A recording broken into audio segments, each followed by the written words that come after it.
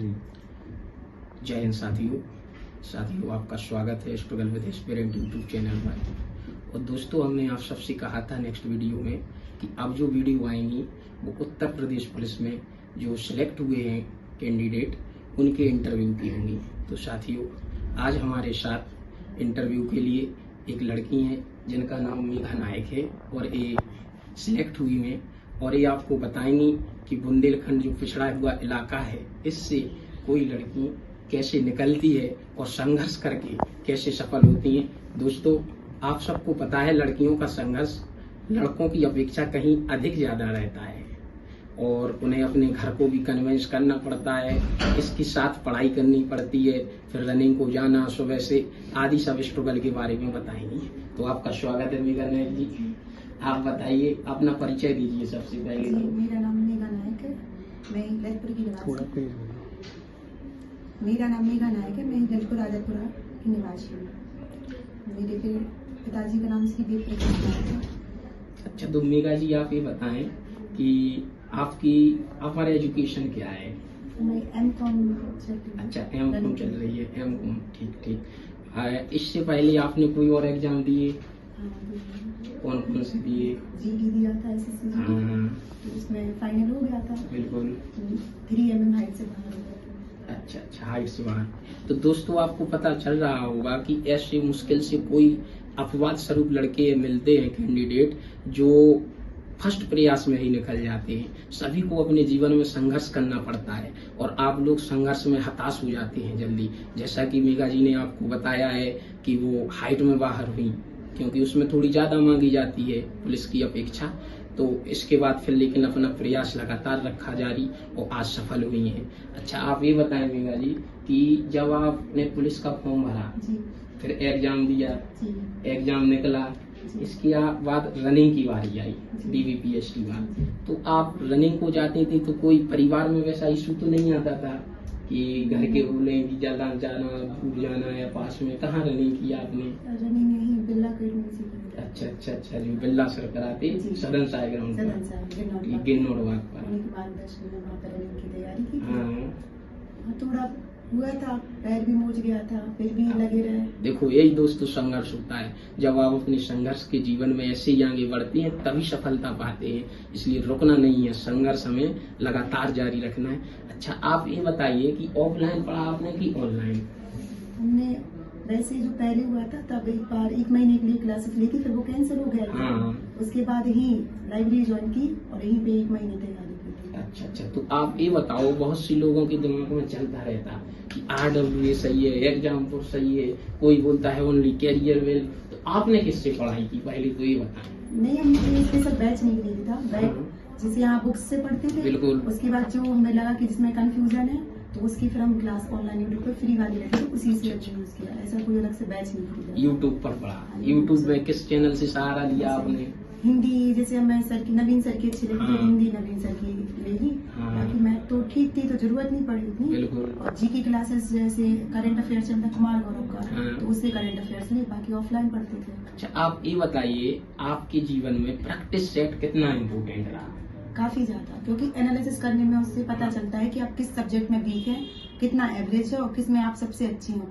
और जिससे आप वीक से एनालिसिस करोगे तो आपको पता चलेगा कि हमें कहाँ हमारी कमी रह गई, कहाँ पे हमें पढ़ना है, किस सब्जेक्ट का किस जगह नहीं आ रहा है हमें सब कुछ भी। तो उसका आप एनालिसिस करो, उसको फिर से देखो, प्रयास करो और दोबारा से उसको फिर लगाओ जिसमें आप फिर से उसमें सफल हो पाओ। तो साथियों, आपको देखो मेघा जी ने बताया कि प्रैक्टिस सेट कितना इम्पोर्टेंट है। आपको हर वीडियो में हम बताते हैं कि प्रैक्टिस सेट का बहुत रोल है। सेक्शनल मॉक हो वो चाहे या फुल मॉक हो, जब आप प्रैक्टिस सेट लगाते हैं तभी आपको अपनी कमी महसूस होती है कि आगे क्या सुधार करना है। प्रैक्टिस सेट लगाना ही नहीं है केवल कि लगाया, अपने नंबर देके और रख दिया, उसको एनालिसिस करना सबसे आवश्यक है। तो साथियों, आपको देखो मेघा जी ने बताया कि प्रैक्टिस सेट कितना इम्पोर्टेंट है। आपको हर वीडियो में हम बताते हैं कि प्रैक्टिस सेट का बहुत रोल है। सेक्शनल मॉक हो वो चाहे या फुल मॉक हो, जब आप प्रैक्टिस सेट लगाते हैं तभी आपको अपनी कमी महसूस होती है कि आगे क्या सुधार करना है। प्रैक्टिस सेट लगाना ही नहीं है केवल कि लगाया, अपने नंबर देके और रख दिया, उसको एनालिसिस करना सबसे आवश्यक है। अगर आप 1 घंटे प्रैक्टिस सेट लगाते हैं तो उसका 2 घंटे नेक्स्ट 1 घंटे में मॉक एनालिसिस होना ही चाहिए, तभी कुछ हो सकता है साथियों। अच्छा, अब मेघा जी ये बताइए कि आपने यहाँ नालंदा डिजिटल लाइब्रेरी में पढ़ाई की। लाइब्रेरी तो हम अच्छी से आप सब देख रहे होंगे, ये नालंदा डिजिटल लाइब्रेरी ही है। और यहाँ पर बहुत एक पीछे वाला कैबिन भी है, उसमें लगभग 90 सीटिंग उसमें भी है। बहुत अच्छी लाइब्रेरी है और अच्छे तरीके से यहाँ पर पढ़ाई सभी लोग करते हैं। तो आप ही बताओ, लाइब्रेरी में क्या सावधानियां हमें रखना चाहिए? पढ़ने जाते हैं, कुछ लोगों का इशू आता, माँ बाप बोलते हैं बच्चे लाइब्रेरी जाता था लेकिन निकल नहीं पाया एग्जाम। तो ऐसा क्या है लाइब्रेरी में, या फिर लाइब्रेरी कितनी हद तक हमारे लिए इम्पोर्टेंट है ना, कितना फायदा मिलता है और कौन नुकसान हो सके तो आप 4 लाइन में बताइए। नुकसान तो बस एक ही है कि अगर जितने टाइम तक आप बैठ पा रहे हो, हाँ। बैठने की क्षमता उसमें जरूरी होती है। बिल्कुल। किसी को प्रॉब्लम होती है बैक में, तो उसमें प्रॉब्लम होती है। हमें भी थी बैक में थोड़ी प्रॉब्लम, हाँ। तो एक प्रोल आए थे उसको पीछे रख लेते थे या फिर यहीं पे अच्छा। बन जाता था, वो रख लेते थे। और वैसे उसके नुकसान लाइब्रेरी के कुछ भी नहीं है, आपको फायदा ही जितना मिल सकता है तो उतना ही मिलेगा। और जैसे घर पे माहौल नहीं रहता है पढ़ने का, यहाँ पे माहौल रहता है पढ़ने का। घर पे भले आप अकेले हो पढ़ने में, लेकिन यहाँ पे घर पे ऐसा रहता है कि आप पढ़ते पढ़ते नींद आ जाएगी तो आप सो जाओगे, कोई रोकने टोकने वाला नहीं है। यहाँ पे आप देखोगे तो बगल वाला भी पढ़ रहा है, हाँ। आप उसको देख के मोटिवेट होते हो। साथियों, कितनी अच्छी बात मेघा जी ने आप सबको बताई कि यहाँ पर मोटिवेशन है। यहाँ आप देखते हो जुनून आता है आपके पास, अरे हमारे साथ वाला तो पढ़ रहा है, नींद भाग जाती है आपकी देखने से, एक माहौल रहता है।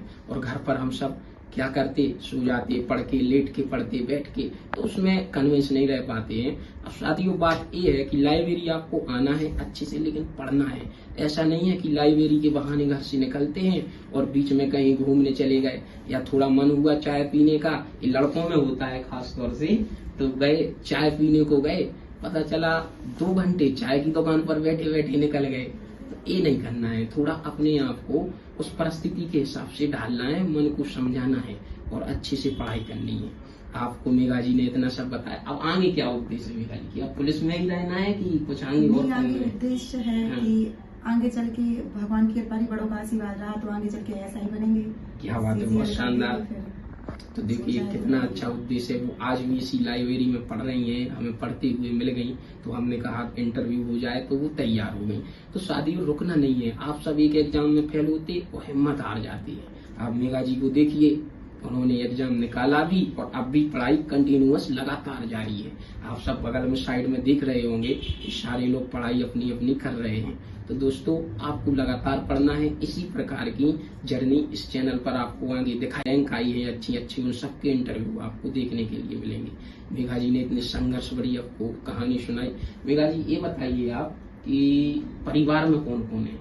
परिवार में छोटा ही सा है, माँ पापा और भाई होता है। हाँ, भाई क्या करते हैं अपने? भाई की अभी साल पहले रेलवे में। हाँ, तो भाई रेलवे में जॉब करते हैं। अब मेघा जी की भी जॉब हो गई, तो यही मोटिवेशन जागता है दोस्तों, जब आपके घर से कोई सिलेक्ट हो जाता है। तो आप अगर अपने घर में बड़े हैं तो आपको बहुत अच्छी सी जरूरत है, आप सिलेक्ट होइए, आपके छोटे भाई बहन अपने आप लग जाएंगे।